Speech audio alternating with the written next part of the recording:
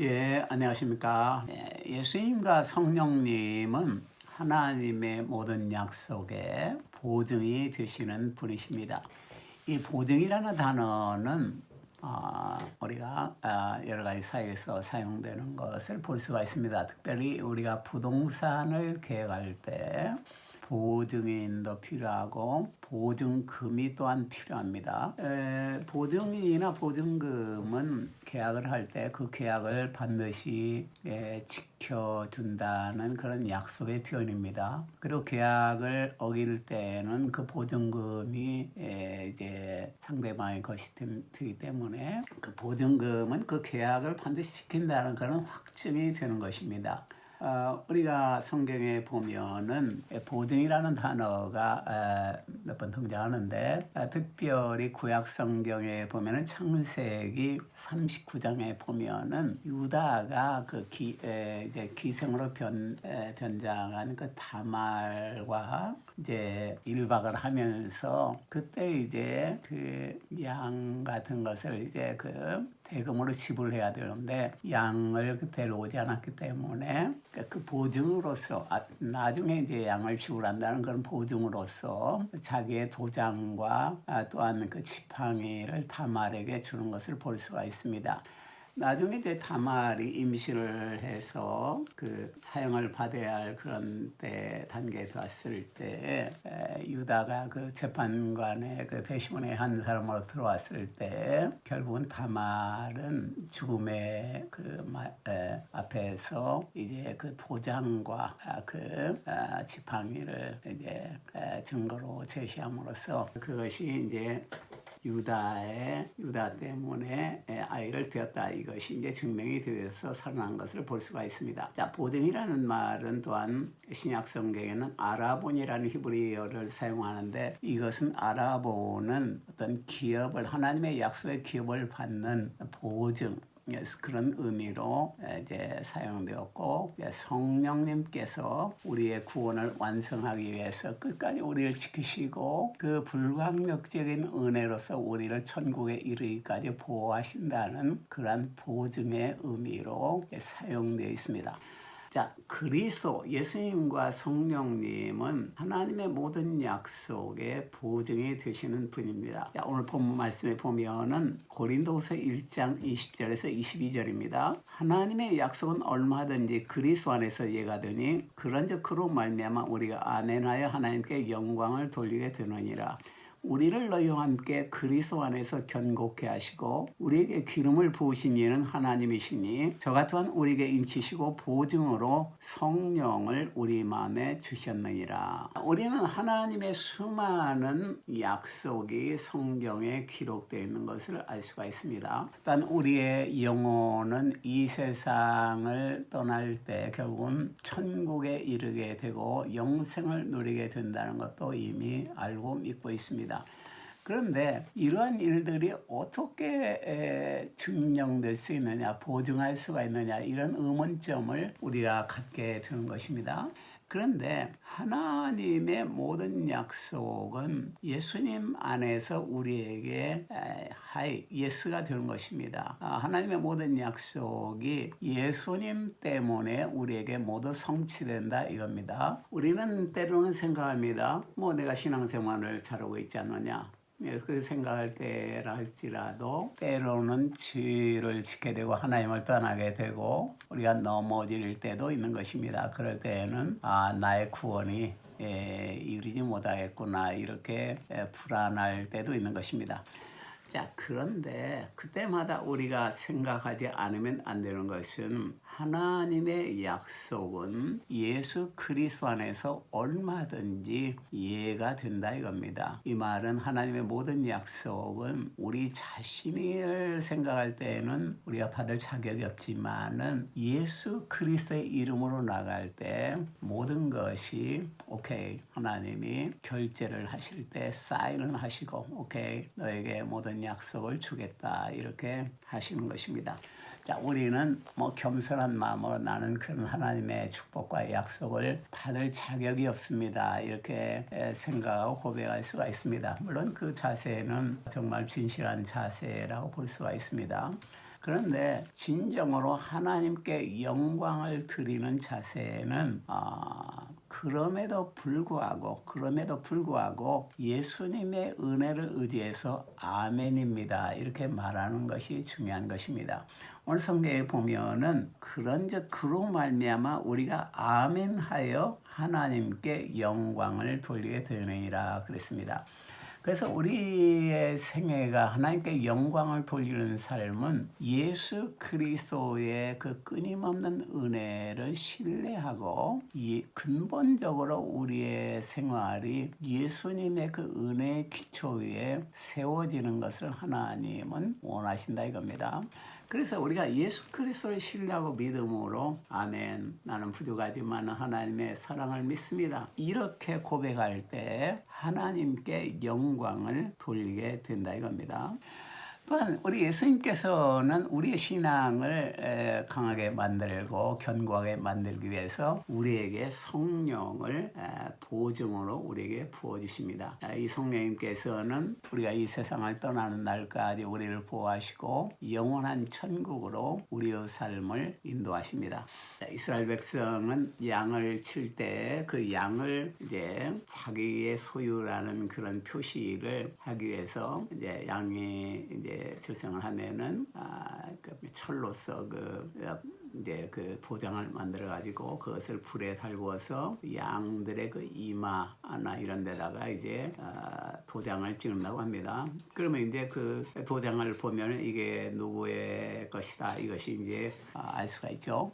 마찬가지로 우리 하나님께서는 지금 성령의 도장을 우리 영혼 가운데 찍게 되는 것입니다. 그래서 너는 나의 아들이다, 너는 나의 딸이다 이런 표식을 성령을 주심으로 보증으로 성령의 도장을 찍음으로 하나님의 것이라는 것을 하나님이 알게 되는 것입니다. 자, 일단 성령님의 도장에 찍힌 사람은 영원히 그 표식이 사라지지 않듯이 성령님이 우리 안에 거하심으로 우리를 영원한 천국까지 그 성령님이 안내하셔서 인도하시다 이겁니다. 자, 성령님께서 하나님께서는 우리에게 도장을 찍으시고 그 보증으로 성령을 우리에게 주신 것입니다. 자, 이 그리스도와 성령님은 하나님의 모든 약속의 보증이 되시는 분이신 것입니다. 자, 그러면 이 하나님께서 지금 현재 우리의 삶 가운데서 어떻게 일하시고 계십니까? 먼저 첫 번째로 우리 예수님께서는 소경을 그 척경으로 지름길로 지금도 인도하십니다. 소경이라는 것은 눈이 보이지 않는 사람이죠. 눈이 보이지 않는 사람을 바른 길로 인도하신다 이겁니다. 자, 이사야 42장 16절에 보면은 내가 소경을 그들의 알지 못하는 길로 이끌며 그들의 알지 못하는 첩경으로 인도하여 흑암으로 그 앞에 광명이 되게 하며 구분대를 곱게 할 것이라. 내가 이를 행하여 그들을 버리지 아니하리니. 이렇게 써져 있습니다. 이것은 메시아 그리스도에 대한 예언입니다. 우리 예수님께서는 눈이 보이지 않는 그 소경, 눈이 안 보이는 그런 사람들을 알지 못하는 길로 인도한다고 그랬습니다. 그런데 이 알지 못하는 길은 뭐 위험한 길이거나 또한 어둠의 길이 아니고 이 길은 빛이 넘치는 광명의 길이고 위험한 길이 아니라 평평하고 곧은 길이라고 했습니다. 그래서 오늘 말씀에도 보면은 흑암으로 그 앞에 광명이 되게 하며 구분대를 곧게 할 것이라 이렇게 말씀했습니다. 자, 우리 예수님께서는 우리의 인생을 우리를 만나셔서 우리의 삶을 우리는 예수님을 만나기 전까지는 소경했습니다. 마치 바울이 예수님을 만나기 전에 자신의 욕망에 따라서 가시돋친 채찍을 뒷발리라 하며 살듯이 그 엉망진창인 삶을 살았듯이 예수님을 거역하던 삶을 살았듯이 우리의 삶은 예수님을 만나기 전까지는 사실은 소경이었습니다. 우리의 눈은 욕망으로 어두워져 있고 우리는 삶의 길을 알지 못하고 하나님의 계획을 알지 못하고 우리의 욕심과 우리의 생각을 따라서 자아를 우상으로 삼고 그것을 따라서 우리가 살았습니다. 그런데 우리가 예수님을 만나게 되고 영적으로 소경과 같은 영적으로 눈이 보이지 않는 사람들이던 우리를 영의 눈을 뜨게 하셔서 우리가 가야 할 길을 알게 하시고 또 지금도 성령님께서는 우리의 앞길을 알려주시고 인도하고 계시는 것입니다. 그래서 예수님께서는 눈이 안 보이는 그 소경을 바른 길을 인도하듯이 지금도 우리의 삶을 인도하고 계시는 것입니다. 나의 길이 앞으로 안 보일지라도 또 내가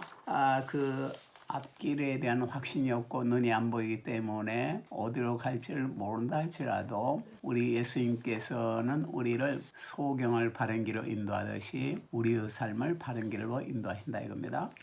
두 번째로 그리스도와 성령님은 하나님의 약속이 보증이 되는데 하나님은 지금도 우리에게 장래일을 알려주시고 호련히 그것을 성취하시는 분이십니다.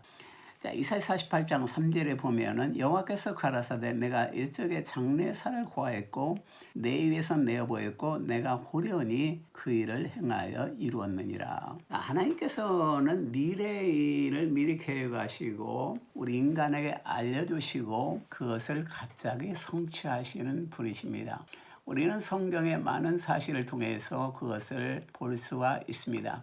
예를 들어서 애굽의 그 바로 왕에게 하나님께서는 꿈을 주셨는데 그 꿈을 해석하지 못했는데 하나님의 성령이 요셉에게 임해서 요셉은 그 꿈을 해석했습니다. 그 꿈은 7해 동안 풍작이 있고 그 다음에 기근이 있는데 그것을 미리 그 바로 왕에게 보여준 것입니다.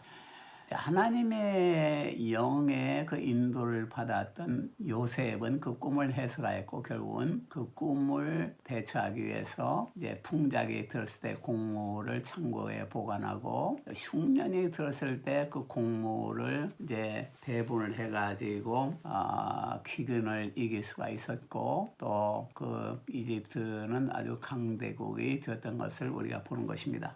하나님은 지금도 우리의 삶을 미리 보여주시고 지금도 인도하시는 분이십니다. 중요한 것은 우리가 요셉처럼 하나님의 계획과 뜻을 성령의 인도를 받아서 깨닫고 그것을 미리 준비하고 또 하나님의 계획을 따라가는 자세가 참으로 중요한 겁니다. 이렇게 우리가 요셉처럼 성령의 도움을 받아서 하나님의 계획을 깨닫고 따라갈 때 그러한 기근 중에서도 풍성한 그러한 삶을 누렸던 당시 에집트의 그 사정처럼 우리가 승리의 삶을 살 수가 있는 것을 볼 수가 있습니다. 하나님은 과거 요셉의 시대뿐만 아니라 지금도 우리에게 미래를 알려주시고 또 보이시고 그것을 성취해 가시는 분이신 것입니다. 자, 세 번째로 예수님께서는 죄인을 부르러 오셨습니다. 예수님은 지금도 우리가 의로워서가 아니라 죄를 용서하기 위해서 우리를 지금도 부르시고 계십니다. 마가복음 1장 17절에 보면은 예수께서 들으시고 저에게 이르시되 건강한 자에게는 의원이 쓸데없고 병든 자에게라야 쓸데있느니라. 내가 의인을 부르러 온 것이 아니요 죄인을 부르러 왔노라 하시니라. 오늘 말씀은 예수님께서 어느 날 중풍병자를 낫게 했는데 사람들이 많이 모여들어서 예수님 앞에 갈 틈이 없었습니다. 그때 그 중풍병자를 친구들이 덩커에 실어가지고 지붕으로 올라가서 지붕을 뜯어가지고 그 중풍병자를 방 안에 있는 예수님 앞에 이제 놓게 되었습니다. 예수님께서는 그 중풍병자를 보시고 내 죄가 사함을 받았느니라 이렇게 말했습니다. 그러자 그 중풍병자는 결국은 낫게 되고 걸어갈 수가 있게 된 것입니다. 예수님께서는 우리의 죄를 사하는 권세를 가지신 분이신 것입니다. 그래서 중풍병자의 죄를 사하심으로 병을 낫게 한 것입니다. 예수님께서는 또한 그 기적을 행한 후에 바닷가에 나가서 설교하시고 또 그 마을의 거리를 거닐게 되었습니다. 그때 그 마을에는 세무소가 있었는데 그 세무소 앞에 세리였던 그 레위가 앉아 있었습니다. 예수님께서는 레위를 보더니 너는 나를 쫓으라 이렇게 명령을 했습니다. 그러자 레위는 모든 걸 버려두고 예수님을 따라갔습니다. 레위는 놀라운 그 기쁨 가운데서 예수님을 자기 집에 초청해가지고 자기의 친구들 뭐 세리들일지도 모르겠죠. 여러 죄인들 이스라엘에서는 그 당시에 죄인으로 모셔봤던 그러한 돈이 있었을지는 모르지만은 그런 사람을 초대해서 이제 식탁을 차렸습니다. 예수님께서는 기쁜 마음으로 이제 레위의 집에서 함께 식사를 하고 있었는데 그때 그것을 봤던 그 바리새인들 출신의 그 서기관들이 왜 예수님이 저런 죄인들과 식사를 같이 하는가 이렇게 질문을 했던 것입니다. 자, 그랬을 때 예수님께서는 이제 오늘 말씀처럼 대답을 했습니다. 자, 건강한 자에게 의사가 필요하느냐? 건강한 자에게는 의사가 필요 없고 병든 자에게 의사가 필요하다. 내가 온 것은 의인을 부르러 온 것이 아니고 죄인을 부르러 왔다. 이렇게 말을 했습니다. 자, 예수님께서 이 세상에 오신 것은 우리가 의로워서 의인들을 부르러 예수님이 이 세상에 온 것은 아닙니다. 예수님이 이 세상에 오신 것은 인간의 죄 중에서 영원한 지옥에 갈 수밖에 없기 때문에 그 죄를 용서하기 위해서 예수님이 온 것입니다. 예수님이 나를 택한 것도 내 죄를 용서하기 위해서 지금 택하였습니다. 그리고 지금도 우리의 삶 속에서 우리의 죄를 용서하기를 원하시는 것입니다. 그것이 예수님의 목적인 것입니다.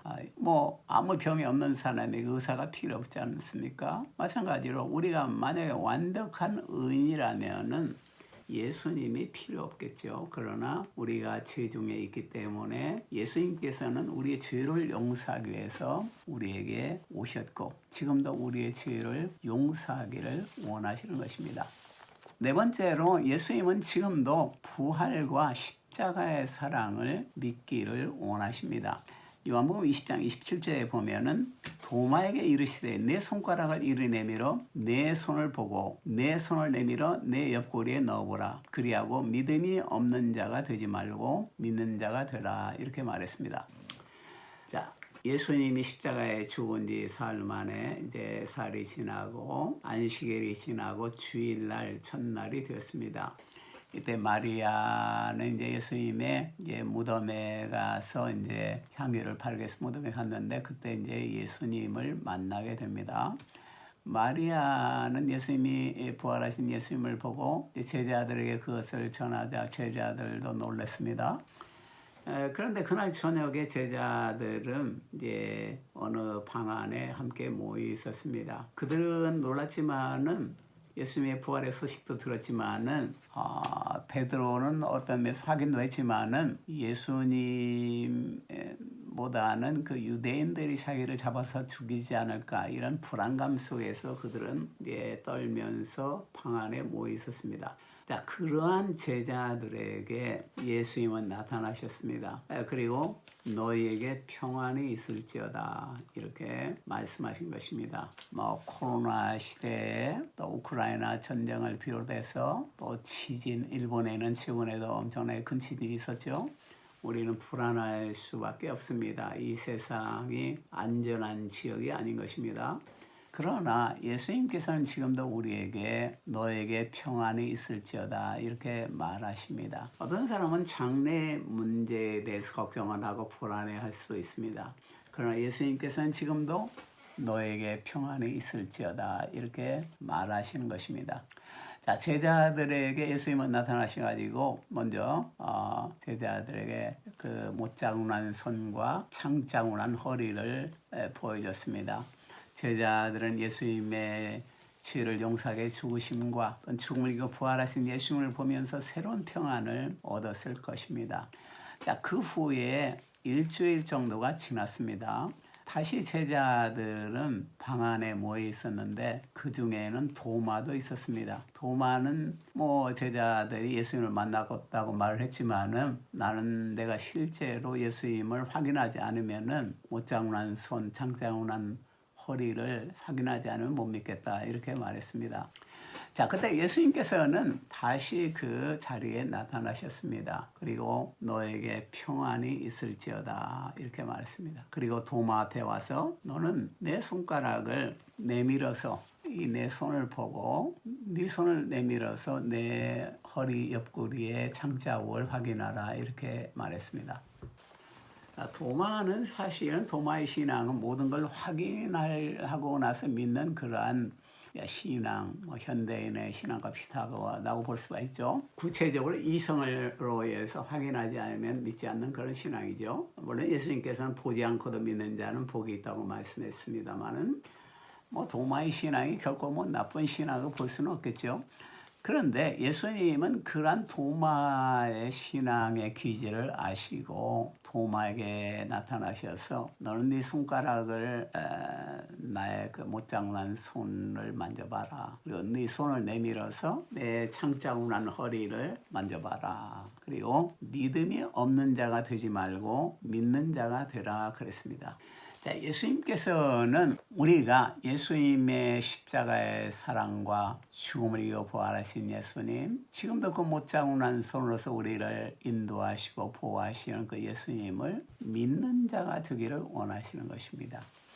우리의 죄가 다 용서함을 받았고 그 용서하신 예수님의 그 못자국 난 손으로 지금도 우리를 인도하시는 그것을 믿는 자가 되기를 원하시는 것입니다.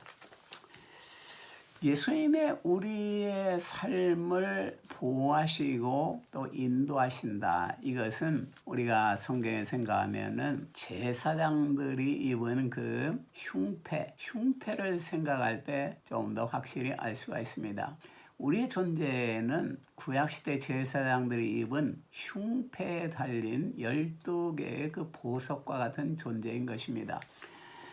제사장들은 그 옷을 제사장의 그 복장이 있는데 거기에 흉패라는 그 옷을 입었습니다. 그 흉패는 12개의 보석이 달린 그러한 옷이었습니다. 지금으로 생각하면 가슴 바지, 가슴에 입는 옷이죠. 또 우크라이나에서 지금 전쟁을 하는데 보면은 방탄복을 입는 것을 볼 수가 있습니다.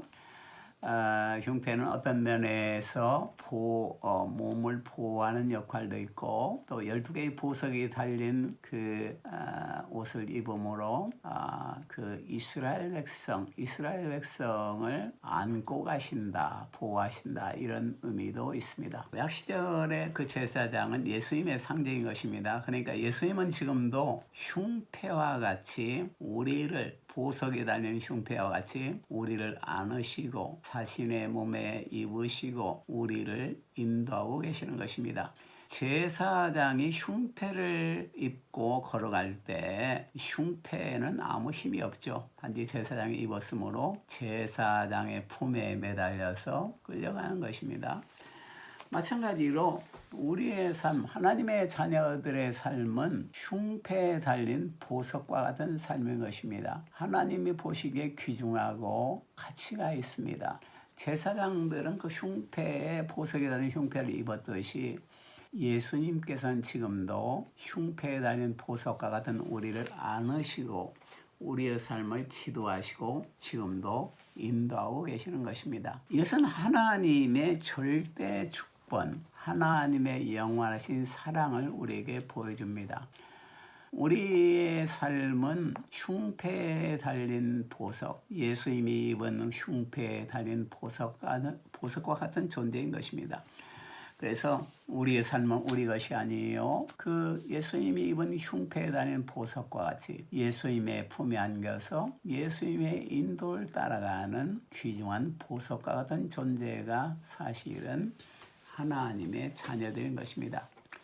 예수님은 지금도 예수님의 그 영원한 사랑, 십자가의 사랑을 믿기를 원하고 또 죽음을 이겨 부활하시고 지금도 우리를 인도하시는 주님의 사랑을 믿기를 원하십니다. 예수님과 성령님은 하나님의 모든 약속의 보증이 되셔서 우리를 지금도 보호하시고 인도하시고 축복하시는 분이십니다.